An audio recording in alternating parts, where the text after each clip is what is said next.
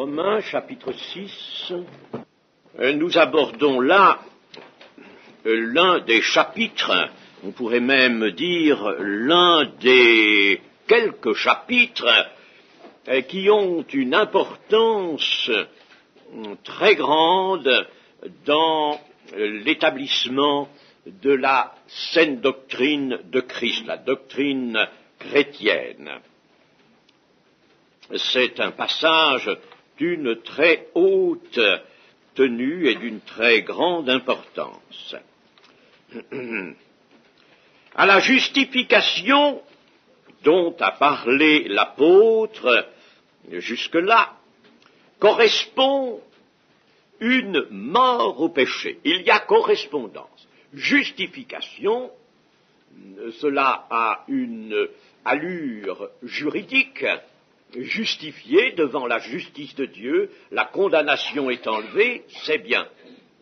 Mais cela, a priori, ne préjuge pas de l'état de l'homme qui est l'objet d'une telle justification, et l'apôtre maintenant va nous dire, oui, mais ce n'est pas seulement une œuvre de réparation devant la justice, de liquidation en quelque sorte, c'est aussi une œuvre de transformation profonde. Il y a une mort au péché.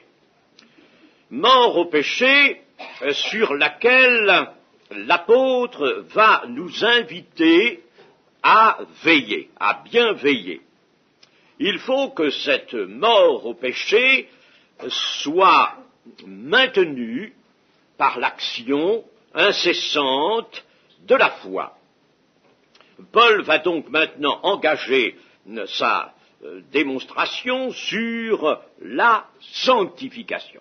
Nous l'avons dit l'autre jour, et je l'ai marqué au tableau, la vie véritable, l'octroi de la vie, dépend de la justification à laquelle s'ajoute la sanctification. L'apôtre Paul a employé cette courte formule, le juste vivra par la foi. Elle vient du prophète Habacuc, elle est importante, elle était pour le temps de la nouvelle alliance. Le juste vivra par la foi, c'est-à-dire qu'il maintiendra la vie nouvelle en lui, il maintiendra par une action de sa foi. Justification, la justification nous a valu une réconciliation avec Dieu.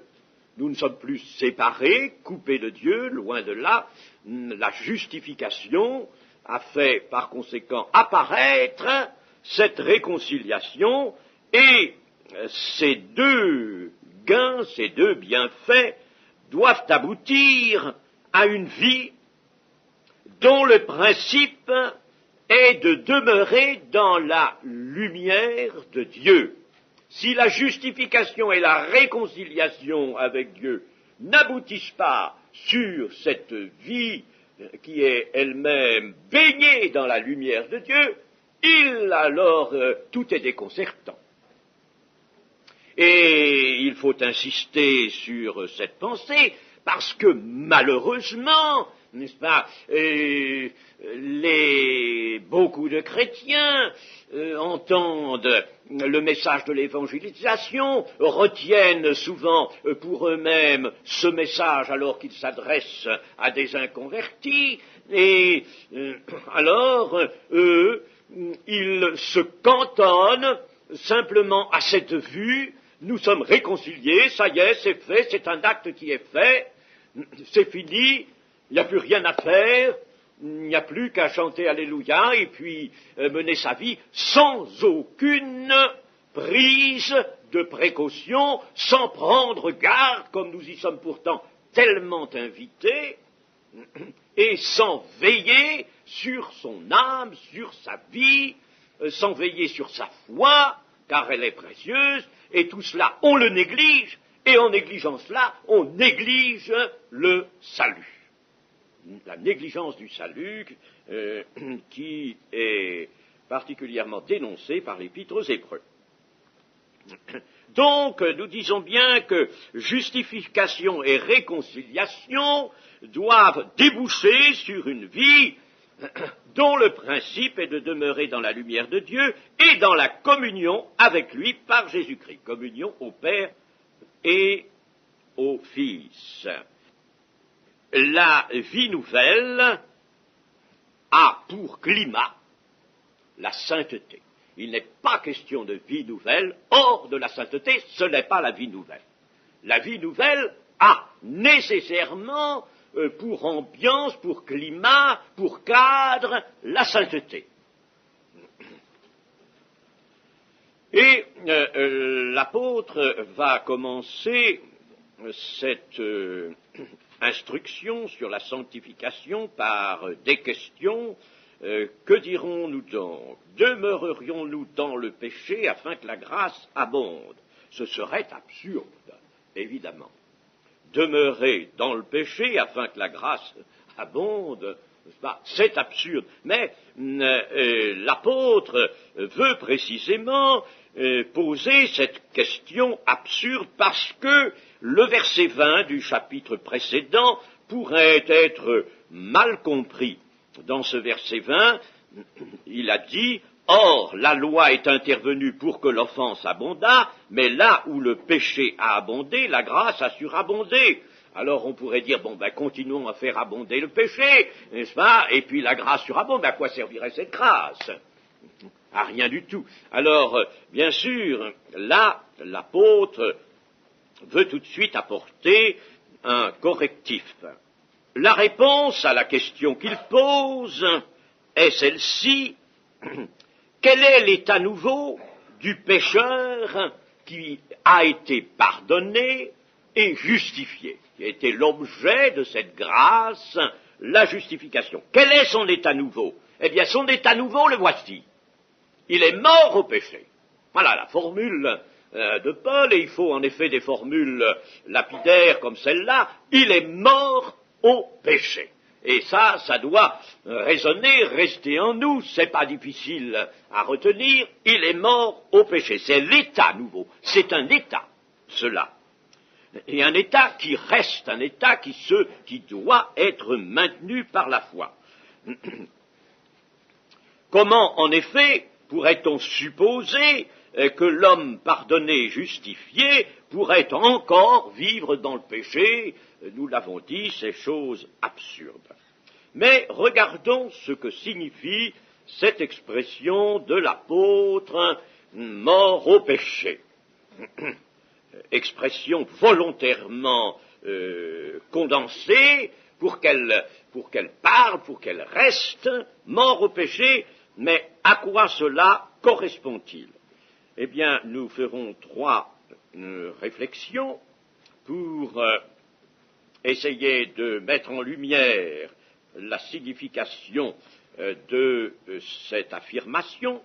Premièrement, mort au péché, cela écarte l'obéissance matérielle à une loi formulée extérieurement aux chrétiens, c'est-à-dire la loi de Moïse. Alors, ce n'est plus parce que le chrétien regarde la loi de Moïse et veut obéir à la loi de Moïse qu'il est mort au péché. Non, cette obéissance matérielle est surpassée par autre chose que nous allons voir, par une transformation intérieure.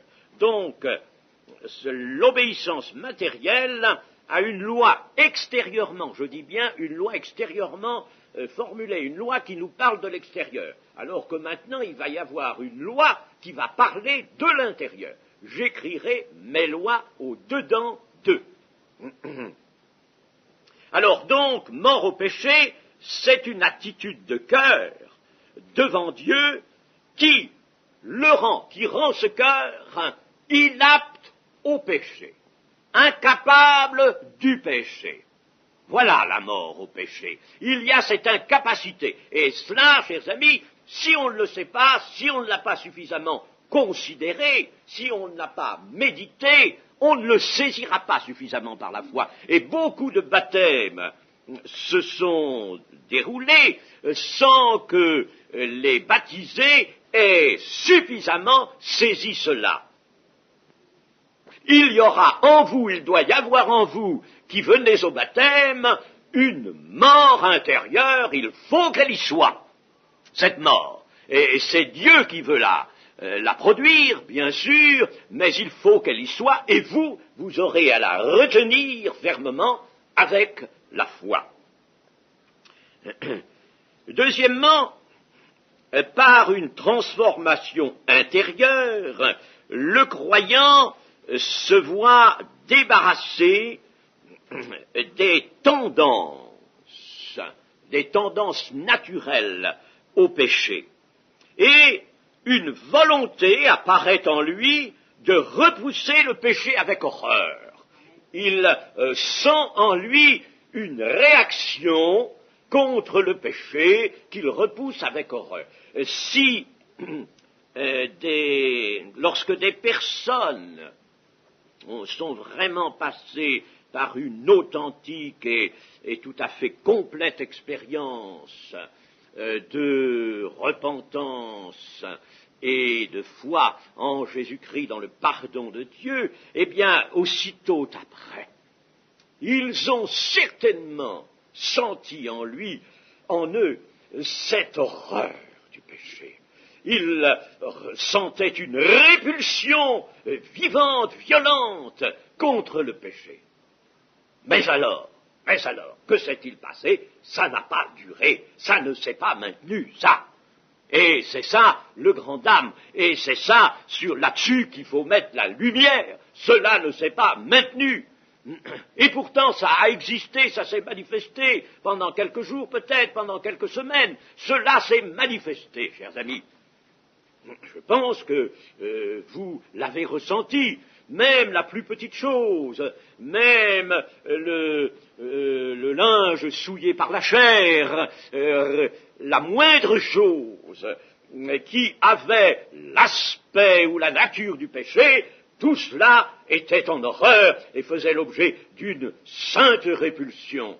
Voilà ce que Dieu fait, qu'il implante dans le cœur, et voilà ce qui doit rester constamment dans le cœur du chrétien pour qu'il marche à la satisfaction de son Dieu. La foi, bien sûr, c'est elle qui va maintenir cette disposition que Dieu a placée dans le cœur. C'est elle qui va la maintenir. Dieu ne va pas la maintenir si la foi s'évade. Ça, non. Mais il faut que la foi s'y accroche. Et tout ce qui nous est dit dans le Nouveau Testament, dans les Épîtres, toutes les exhortations, tendent à cela, nous éclairer sur le rôle qu'a la foi pour maintenir ce qui a été placé dans le cœur, cette répulsion du péché, cette mort au péché. Troisième observation, sujet de la mort au péché, il y a rupture, donc, avec le péché, une rupture qui est devenue chose naturelle, je dirais, toute surnaturelle qu'elle est, elle est devenue naturelle, et cette rupture avec le péché est nette et totale, elle n'est pas partielle, elle est totale, elle ne laisse aucune porte ouverte ou entr'ouverte au péché.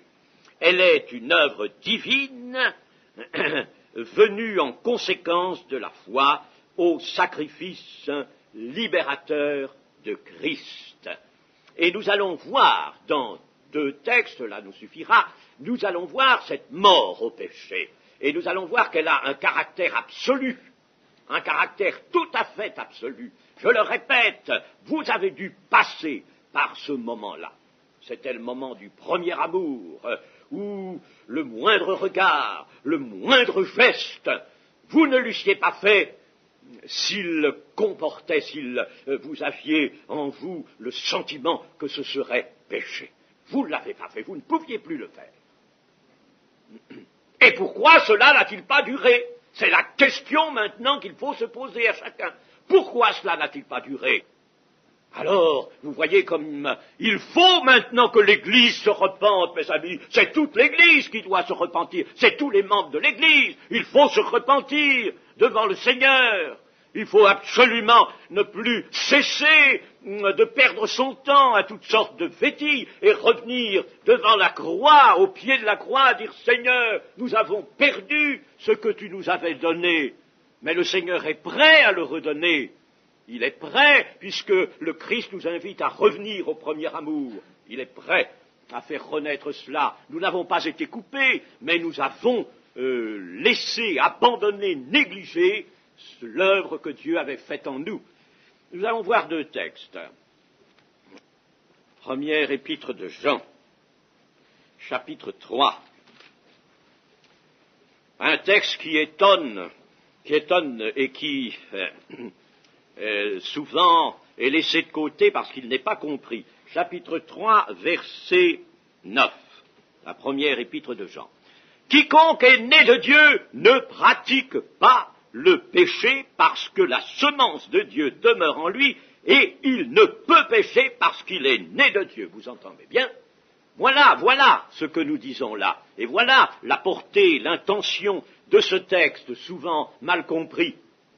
Parce qu'on veut le confronter à un autre passage de cette même épître qui dit que si quelqu'un prétend ne pas être pécheur, il ment, il est menteur. Oui, mais c'est pas...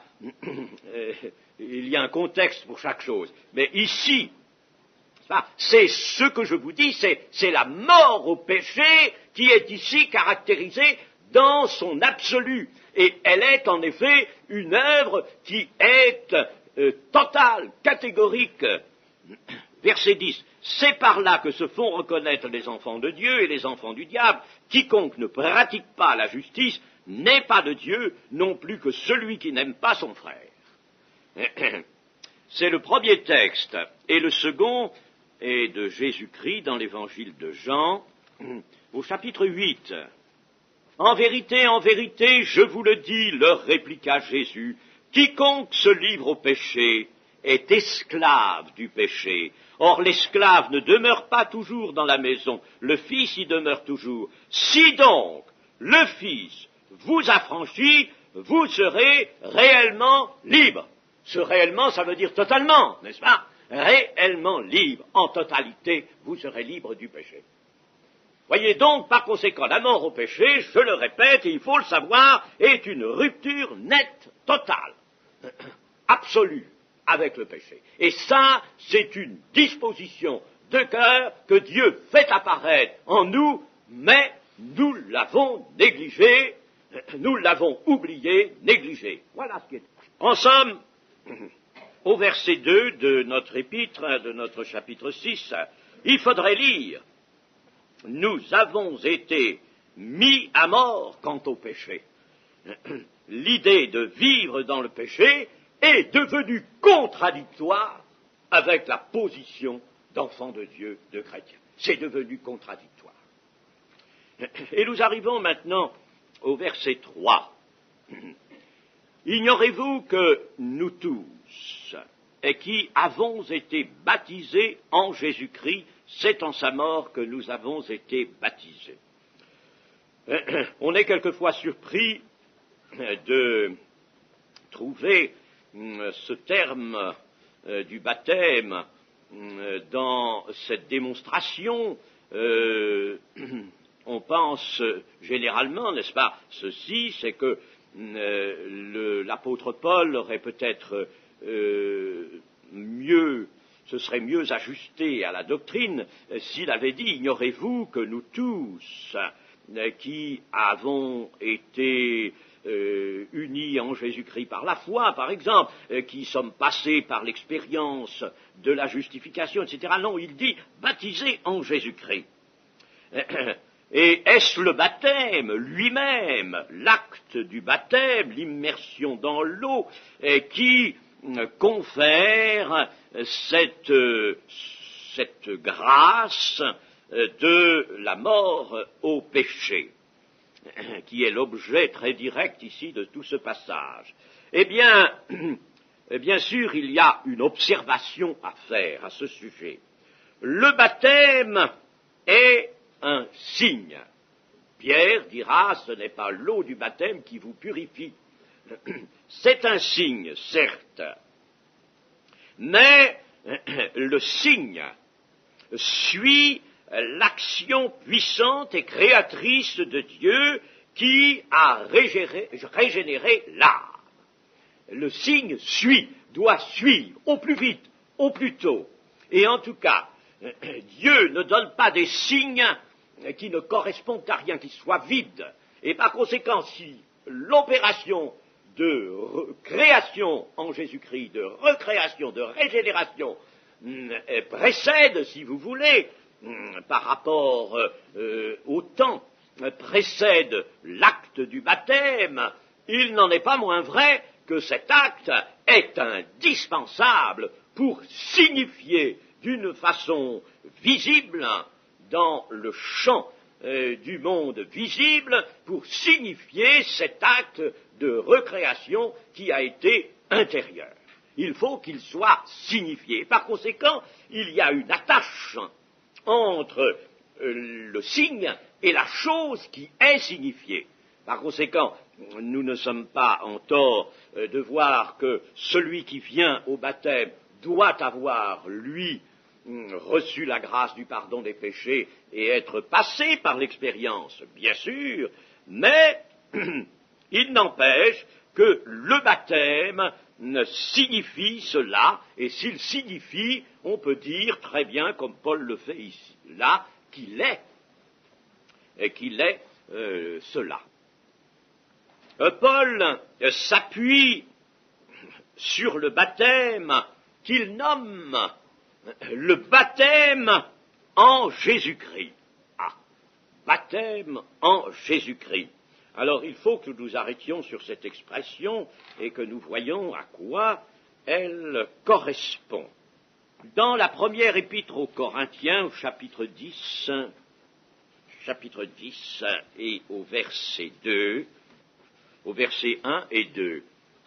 Frères, je ne veux pas que vous ignoriez que nos pères ont été sous la nuée, qu'ils ont tous passé au travers de la mer, qu'ils ont tous été baptisés en Moïse, dans la nuée et dans la mer, qu'ils ont tous mangé le même aliment spirituel, qu'ils ont tous bu le même breuvage spirituel, car ils buvaient un rocher spirituel qui les suivait, et ce rocher était Christ. Nous avons donc là l'expression baptisé en Moïse, et dans notre texte, baptisé en Jésus-Christ. Il y a bien sûr un rapprochement à faire. Moïse et Jésus apportent l'un et l'autre, et chacun en son temps, l'accomplissement d'une œuvre qui, pour Moïse, prépare, mais pour Jésus accomplit la rédemption. Moïse a travaillé à la rédemption. La ligne suivie par tous les desseins qui se sont implantés avant la venue de Jésus-Christ était celle de la rédemption, même si bien des choses étaient encore à l'état de figure, c'était la rédemption qui se préparait. Et Moïse est appelé, dans le livre des Actes, au chapitre 7, dans le discours d'Étienne que nous avons vu, verset 35, il est appelé chef et libérateur. Ce Moïse qu'ils avaient renié en disant qui t'a établi chef et juge, c'est lui que Dieu envoya comme chef et comme libérateur avec l'aide de l'ange qui lui était apparu dans le buisson, comme chef et libérateur. Or, Jésus-Christ, lui, dans le livre des Actes, au chapitre 5, verset 31, est nommé, Dieu l'a élevé par sa droite comme prince et sauveur pour donner à Israël la repentance et le pardon de ses péchés. Comme prince et sauveur, chef et libérateur, et prince et sauveur au terme près, c'est la même chose. C'est la même chose. Sauveur ou libérateur, on peut mettre souvent un mot pour l'autre, prince ou chef, est exactement pareil. Par conséquent, vous voyez qu'il y a là, n'est-ce pas, une conjugaison de ces deux œuvres. L'œuvre de Moïse, qui n'était pas le sauveur, bien sûr, mais qui était, dans la circonstance, un libérateur. Ce n'était pas la libération encore définitive du péché, mais c'était une libération quand même qui avait figure de la libération totale et définitive en vue de la vie éternelle, mais qui en plus était sur le chemin de cette libération que Jésus opérera.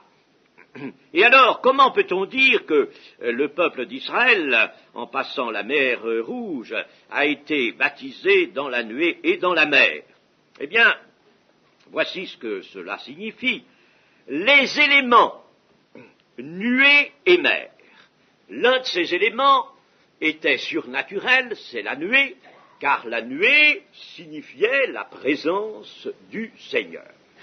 Le Seigneur n'était pas toujours visible en la forme d'un ange, mais la présence du Seigneur était soit la nuit dans ce feu éclatant, soit le jour par la nuée. Alors, la nuée est un élément surnaturel, la mer est un élément naturel. Eh bien, les deux éléments, l'un surnaturel, l'autre naturel, ont réuni Moïse et le peuple d'Israël dans une même opération de délivrance, comment allons-nous l'appeler, surnaturelle. Une délivrance surnaturelle.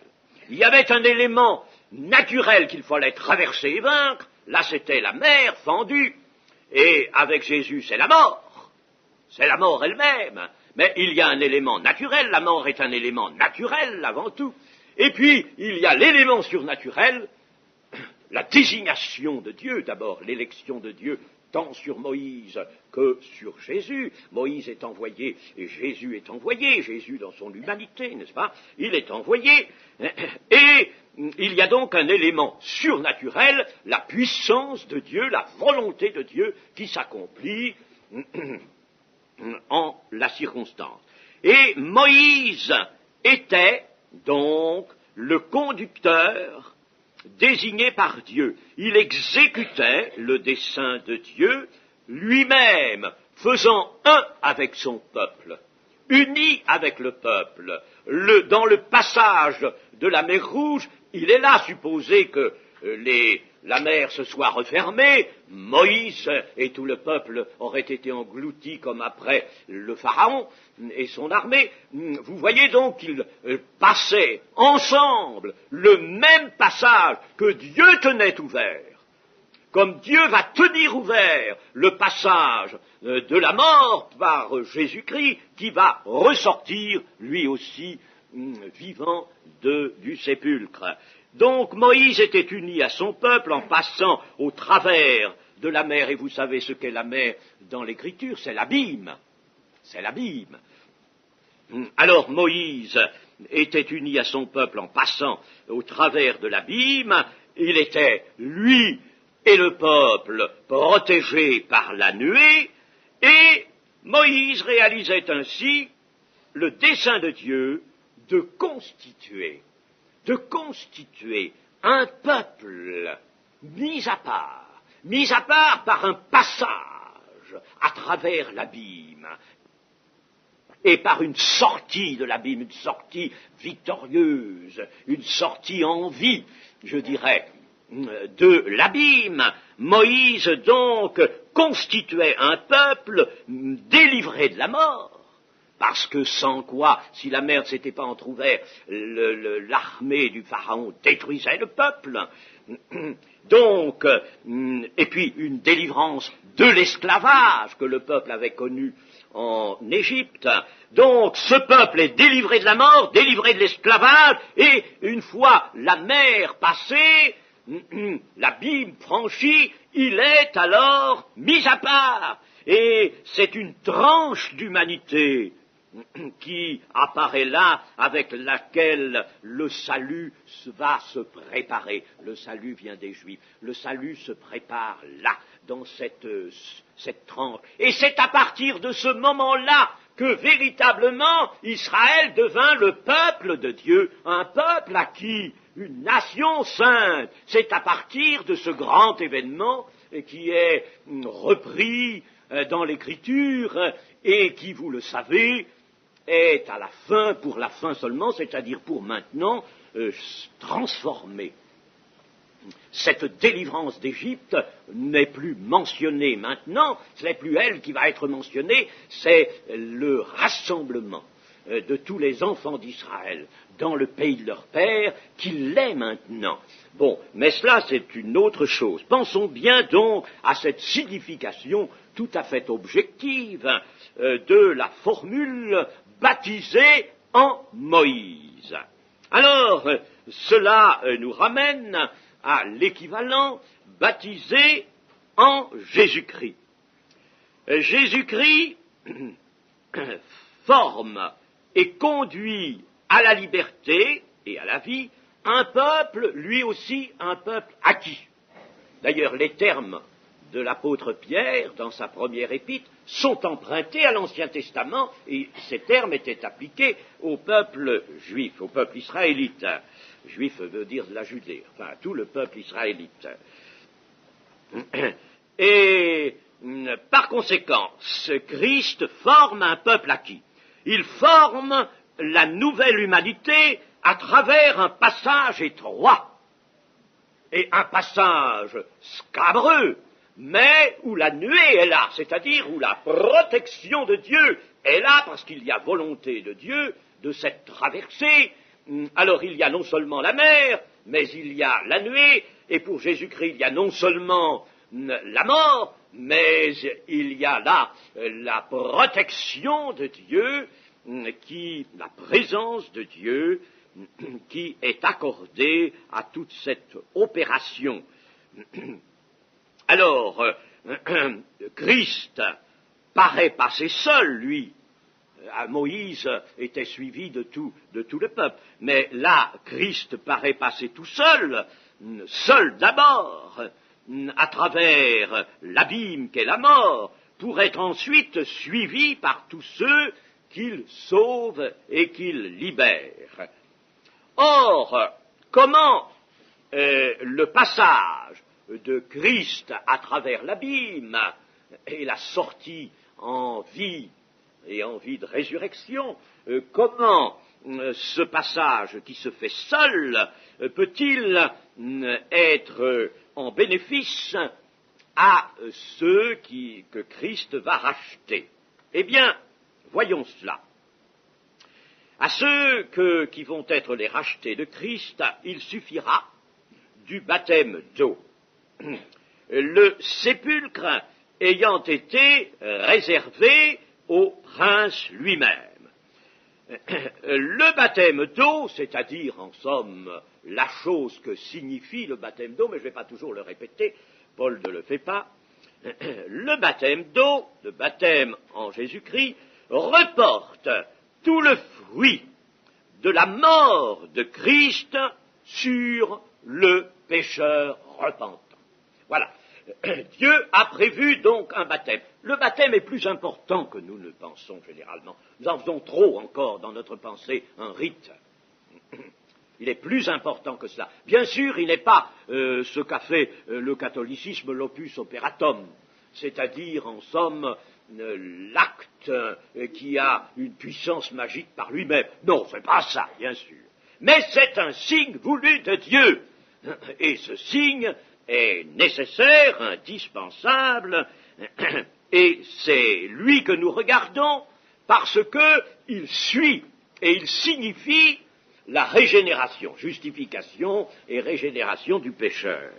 Eh bien, le Seigneur a donc voulu que le baptême d'eau reporte tout le fruit de la mort expiatoire du Christ sur le pécheur repentant. Ainsi, le Christ, par sa mort et par sa résurrection, entre dans l'œuvre magnifique qui lui est préparée par Dieu, l'œuvre du second Adam. Il entre dans cette œuvre, et il entre seul. Et de par la volonté divine, le baptême, avec sa signification naturellement, le baptême sera cet acte visible qui manifeste, lui, cet acte manifeste, le baptême est cet acte qui manifeste l'union du pécheur repenti à celui qui le sauve. Puisque Christ est passé seul, il fallait bien qu'ensuite tout homme qui va être sauvé et libéré par Christ recueille le bénéfice de cette mort et de cette résurrection. Et par conséquent, il fallait quelque chose, et Dieu a prévu le baptême pour cela. Et pourquoi, là, Paul ne s'inquiète pas de faire la différence entre le signe et la chose signifiée, enfin, il parle, lui, carrément du baptême. Le Christ, donc, entre dans l'œuvre du second Adam, et de par la volonté divine, le baptême donc manifeste l'union du pécheur repenti à celui qui le sauve.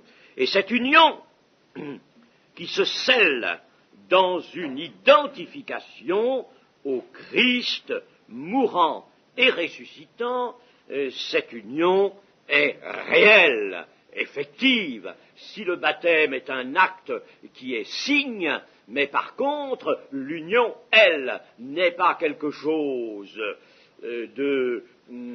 qui n'aurait valeur que de symbole, pas du tout. L'union, elle est réelle. Prenons bien garde à ce que Dieu entend réaliser pour chaque croyant une opération profonde en lui.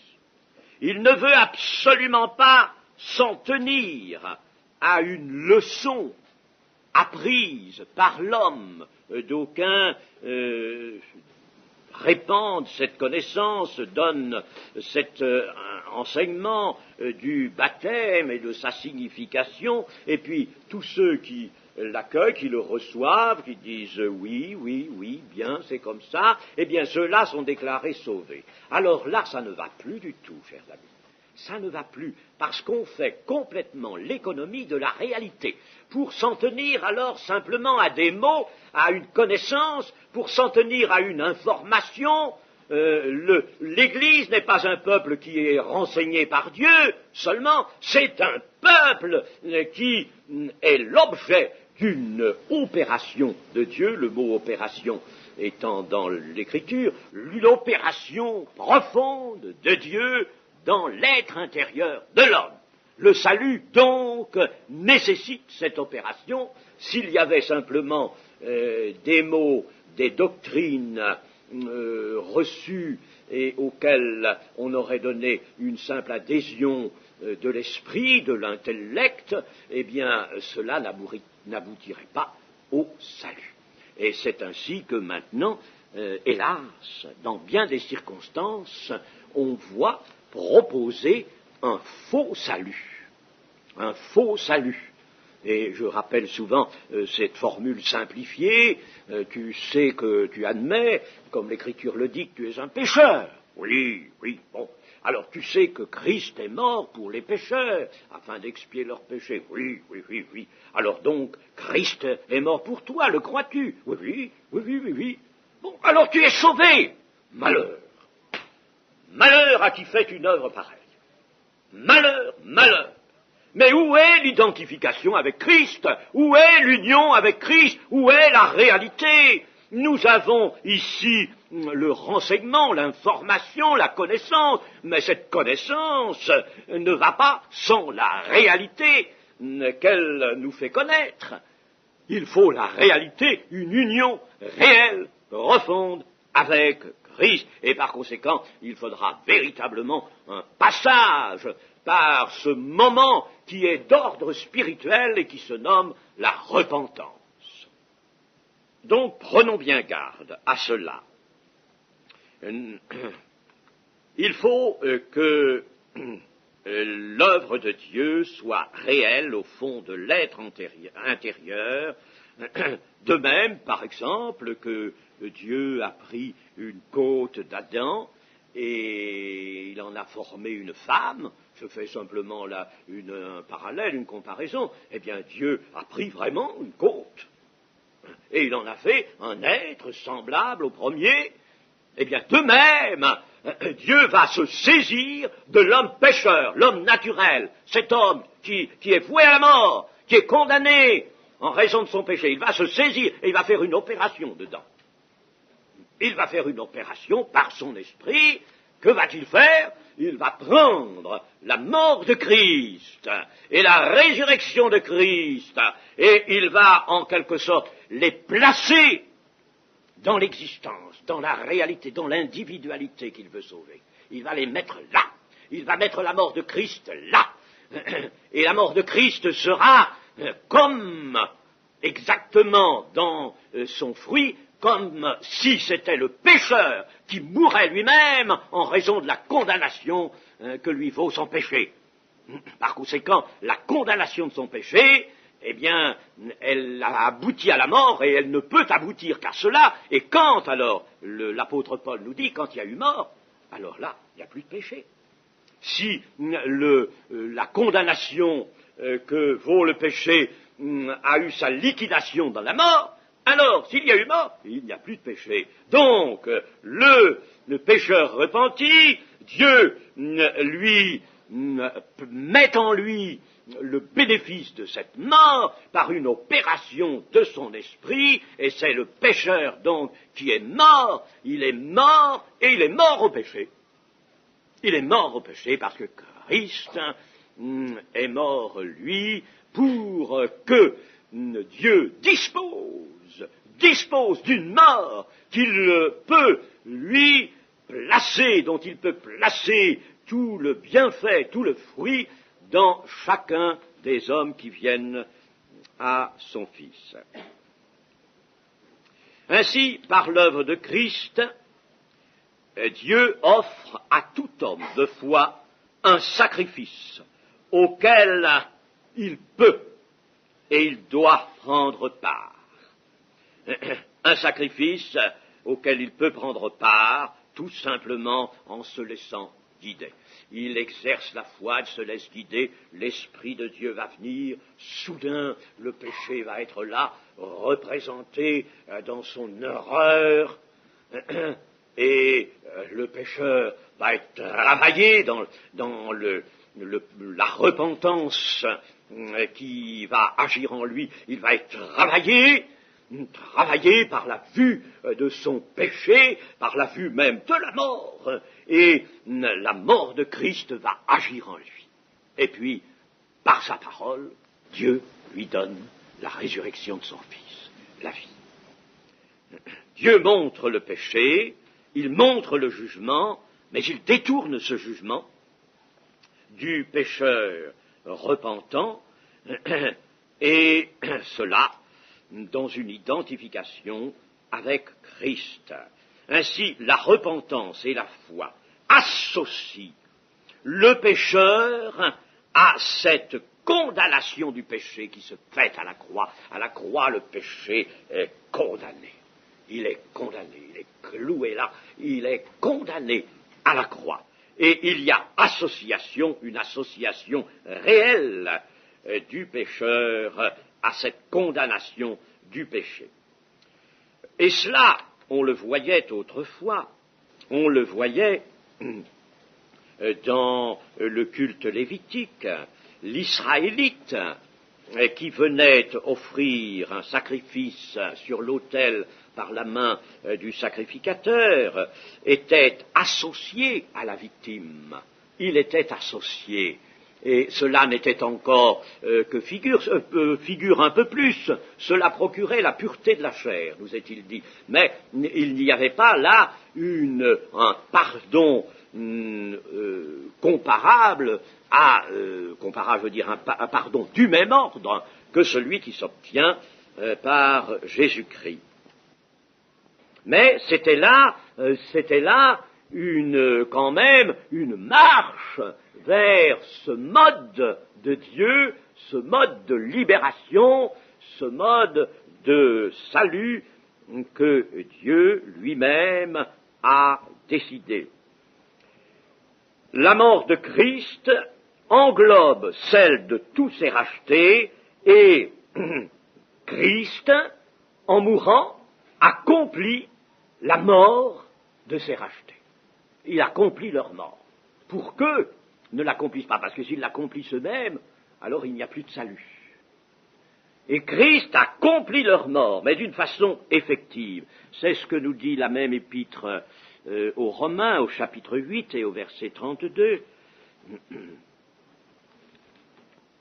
Lui qui n'a point épargné son propre Fils, mais qui l'a livré pour nous tous, comment ne nous donnera-t-il pas aussi toutes choses avec lui?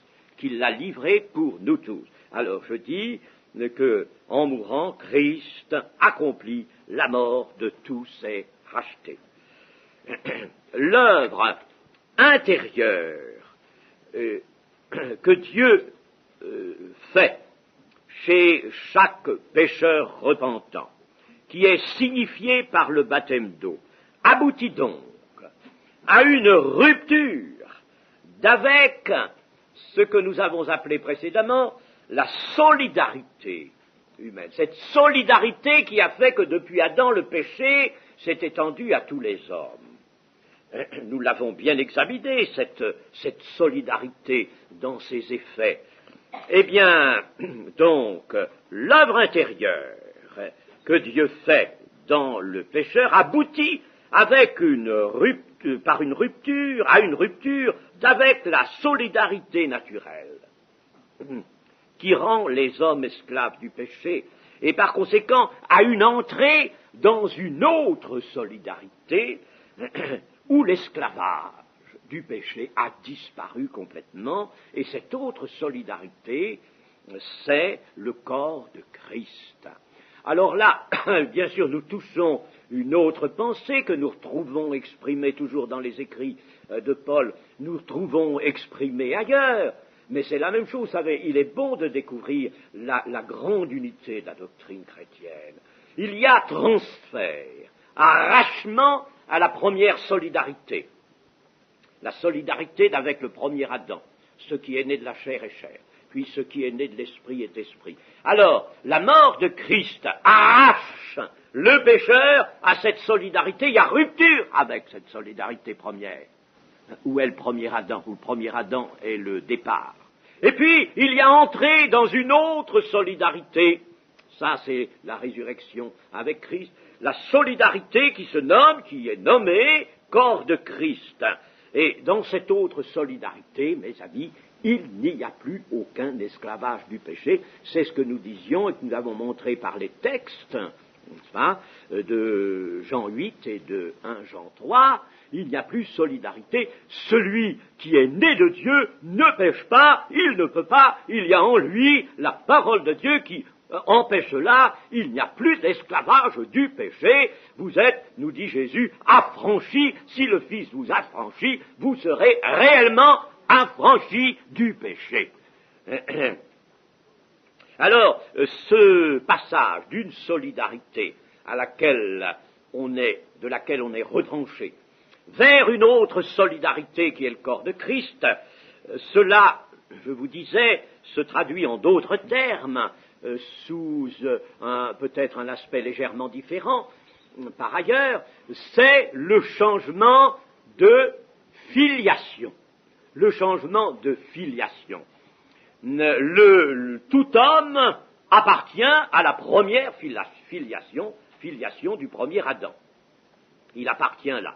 Mais si Christ intervient dans sa vie, et si Dieu, par conséquent, opère en lui cette identification avec Christ dans la mort et dans la résurrection, alors le pécheur quitte la solidarité, il y a rupture, je dis bien rupture, de la solidarité où se trouve l'esclavage du péché, et puis il entre dans une filiation. Il devient membre d'une autre filiation, et cette filiation, c'est celle qui a pour point de départ le second Adam. Le premier Adam a une filiation dont on sort, le second Adam a une filiation, lui, dans laquelle on entre. Et dans cette seconde filiation, il n'y a plus l'esclavage du péché. Voilà, j'essaie de vous traduire la force de tous ces enseignements que nous donne l'apôtre Paul, notamment dans le passage qui nous intéresse. Voyons les versets 4 et 5. Nous avons donc été ensevelis avec lui par le baptême en sa mort, afin que, comme Christ est ressuscité des morts par la gloire du Père, de même nous aussi, nous marchions en nouveauté de vie. En effet, si nous sommes devenus une même plante avec lui par la conformité à sa mort, nous le serons aussi par la conformité à sa résurrection. La résurrection du Christ, ensuite de sa mort, se traduit pour le racheter par le pouvoir de marcher en vie nouvelle. De marcher, c'est-à-dire de vivre la vie nouvelle. Une même plante. Pour cela, il faut être une même plante déjà dans la mort. C'est dans la mort déjà que nous serons une même plante avec lui. Et ce que cette expression nous dit, c'est qu'une action cachée fait que le Christ et le racheté sont un. Ça, on ne peut pas dire, même le mot union est encore faible, sont un. Qu'ils soient un, Père, comme toi et moi, nous sommes un. Qu'ils soient un. Voyez-vous? Alors, par conséquent, ils sont un, avec, individuellement, chacun est un avec le Seigneur, et entre dans la solidarité où il va être un avec tout le corps. Mais, donc, le racheter, par une action, une opération cachée de Dieu, est un avec son Seigneur, et dans cette union intime, Christ communique sa force vitale. Il devient participant de la vie de Christ, ce racheté. Et, en somme, il n'est plus rien que en Christ et par Christ. Ma vie, c'est le Christ. Sa vie, donc, est la vie du Christ. Paul emploie ici le futur, nous avons pu le remarquer, de même, nous aussi, nous marchions. Il emploie le futur dans le verset, oui, c'est ça, au verset 5. Nous le serons aussi par la conformité à sa résurrection. Parce que Paul, ici, comme il le fait dans d'autres textes, envisage la rédemption totale, c'est-à-dire non pas seulement celle de l'âme, mais celle du corps, la résurrection, et on voit combien Paul, dans ses explications si concises et objectives, il entrevoit la rédemption du corps, la rédemption totale, et c'est pourquoi il met un futur. Et nous verrons encore le verset 6, sachant que notre vieil homme a été crucifié avec lui, afin que le corps du péché fût détruit, pour que nous ne soyons plus esclaves du péché. C'est ça que Paul, n'est-ce pas, vous voyons bien, dans tout ce passage, a en vue la sortie, le détachement de cet esclavage du péché, mort au péché, n'est-ce pas? Le péché n'a plus de pouvoir et ne doit plus avoir de pouvoir. Aucune, par conséquent, idée d'amélioration n'est envisagée, il n'est pas question d'un amendement, mais il est question d'une mort du vieil homme, c'est-à-dire de la nature déchue, qui, elle, ne peut pas être justifiée. Et cette nature déchue, appelée aussi la chair, qui ne peut pas faire la volonté de Dieu, elle ne peut pas faire la volonté de Dieu, dit l'Épître aux Galates. Elle en est incapable, elle est opposée à l'esprit. Alors, cette nature déchue, il faut qu'elle meure. Il faut qu'elle meure. C'est elle qui est le corps du péché, et dont parle Paul, le corps du péché qui doit être détruit. C'est elle qui est le corps du péché, parce qu'elle est non seulement la racine du péché, mais elle est l'établissement du péché. Dans cette nature déchue, le péché s'est installé. Il est là chez lui, il est là à son aise, et c'est là son centre d'opération. Ah, il est installé là. Et vous voulez changer quelque chose à cela? Impossible, il n'y a que la mort. Il n'y a que la mort. Et la mort de la nature déchue, ainsi, est une conséquence voulue par Dieu et apportée par Dieu de la mort du Christ. Et nous pourrions dire, en terminant pour ce matin, ici, nous pourrions dire que l'Évangile, vous le voyez, n'a pas apporté une morale au monde. Bien sûr que la société dite chrétienne en Occident est trouvée dans la Bible, dans les évangiles, l'occasion d'une morale et trouver des principes de morale. Nous ne pouvons que nous en réjouir. Cela l'a tenu un temps, mais maintenant ces principes sont entièrement balayés par tout le monde. Personne n'en veut. Nos dirigeants, eux, sont très loin de cela. La morale, aujourd'hui, n'a plus ses assises sur la Bible. Mais en tout cas, l'Évangile, lui, n'est pas venu apporter une morale. Il est venu signaler que moyennant la foi, Dieu se chargerait d'une opération dont il a toute la réalité dans la rédemption qui est en son Fils. Il se charge d'une opération dans chaque homme de foi. Là, il détruit le corps du péché, il détruit la nature déchue, et il vous dit maintenant, conserve ça par la foi, et si tu conserves ça, tu vivras. Le juste vivra par la foi. Mais s'il se retire, mon âme ne prend pas plaisir en lui.